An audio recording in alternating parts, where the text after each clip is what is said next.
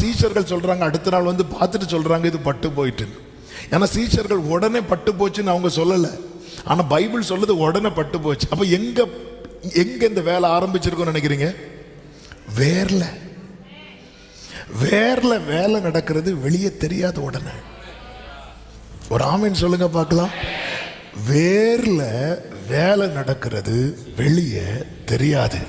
எலியாவே ஒன்ன நான் எப்படி மறைவாக உருவாக்கினானோ ஏசபேல மறைவாக அடிச்சிட்டு இருக்கிறேன்.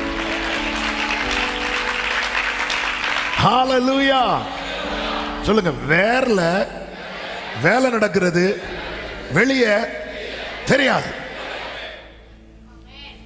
ஹalleluya.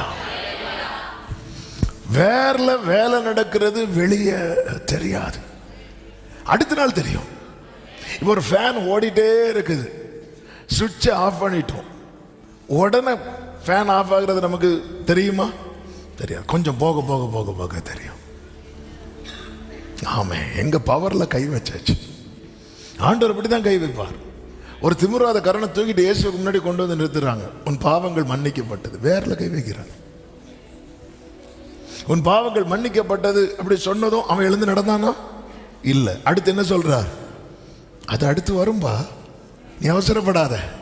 நீ பாவங்கள் மன்னிக்கப்பட்டது சொல்றதுக்குள்ளேயே பிரச்சனை உண்டாக்கிட்டேனா? ஆண்டவர் என்ன விரும்புறார் தெரியுமா? ஆமென். எலியாவே, நீ நினைக்கிற மாதிரி இன்னைக்கு நான் ஏசபேல தள்ளி போடலாம், ஆனா நான் உன்னை வச்சு என்ன பண்ணிட்டு இருக்கேன்னு தெரியுமா? இனி ஒரு எலிசா எழும்புவான், ஆனால் இனி ஒரு ஏசபேல் எழும்ப மாட்டான். நான் சொல்றது எத்தனை பேருக்கு புரிகிறது? இனி ஒரு எலிசா எழும்புவான், ஆனால் இனி ஒரு